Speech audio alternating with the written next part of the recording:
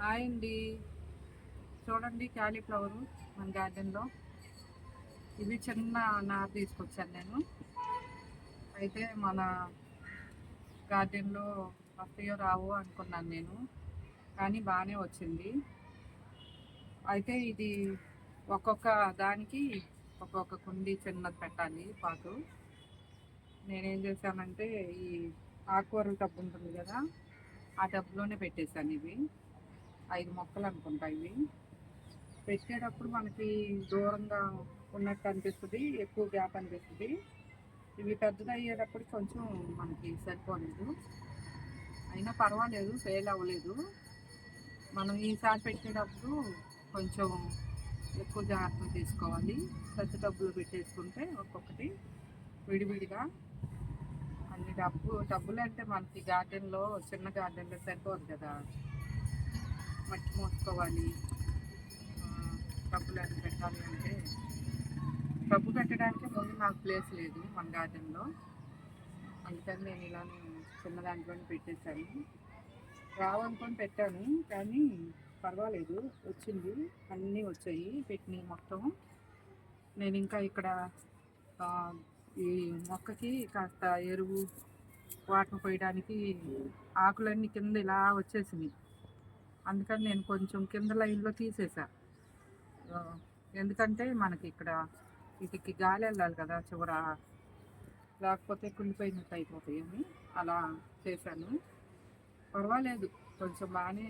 ఇంకొంచెం పెద్దగా అయిన తర్వాత మనం హార్వెస్ట్ చేసుకోవచ్చు. ఇప్పుడైతే మనం పడ్డ కష్టానికి బాగానే పంట దక్కింది అనుకుంటున్నాను నేను. చూడండి, ఇలాగే వెరైటీ మనం ఎప్పుడు ఒకటే కాకుండా ఏ ఒకటి ట్రై చేస్తూ ఉండాలి. కొన్ని మనకి పండించడం అలవాటు అయిపోద్ది.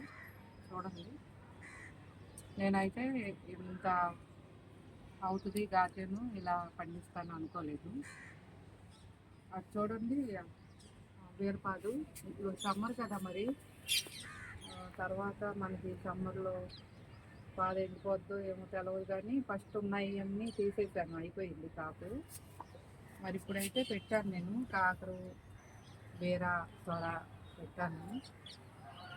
అవి ఉన్నన్ని రోజులు నాకు తెలవలా అసలు. కూరగాయలు మన పంట మనం తింటున్నాం కదా, అంత హ్యాపీగా అనిపించింది, అంత టేస్ట్ ఉన్నాయి అవి. ఇప్పుడు కొత్త ఉంటే కొంచెం కష్టంగా అనిపిస్తుంది, కానీ సమ్మర్ వచ్చేసింది కదా, ఎంతవరకు పండించగలమో ఏంటో అనిపిస్తుంది. 2 నెలలు ఉంది కదా, ఈలోపు అయిపోద్ది కాపు. కొంచెం నేను పెట్టిన దీనికి పేరు వచ్చేస్తున్నప్పుడు. నేనైతే విత్తనాలు పెట్టలేదు ఈసారి. విత్తనాలు పెడితే అవి కుళ్ళిపోతున్నాయి. కొంచెం వాటర్ దగ్గర ఉండి తక్కువ చల్లుకుంటూ కొంచెం చిన్న పాదు అయిన తర్వాత చిన్న డబ్బాలో పెట్టి విత్తనం, పాదు కొంచెం తీగ వచ్చిన తర్వాత మనం పెద్ద టబ్బులో పెట్టుకోవాలి కదా, అలా పెడితేనే బాగుంటుంది. అలా పెట్టాలంటే నాకు వాటర్ ఎక్కువ అయిపోయి, లేకపోతే వాటర్ సరిపోక మొక్క విత్తనాలు అనేవి కుళ్ళిపోయినాయి కొన్నిసార్లు. అందుకని నేను విత్తనాల షాప్ దగ్గర పాదులే తెచ్చాను నిన్న, చిన్నవి పాదులు పెట్టేశాను. కాకరం, బీర, సొర, అది ఇంకా అది ఇవాళ మన గార్డెన్లో విశేషాలు. లైక్ చేయండి, షేర్ చేయండి, సబ్స్క్రైబ్ చేసుకోండి కాసింది గార్డెన్. ఇలాగే కొత్త పంటలని ట్రై చేయండి.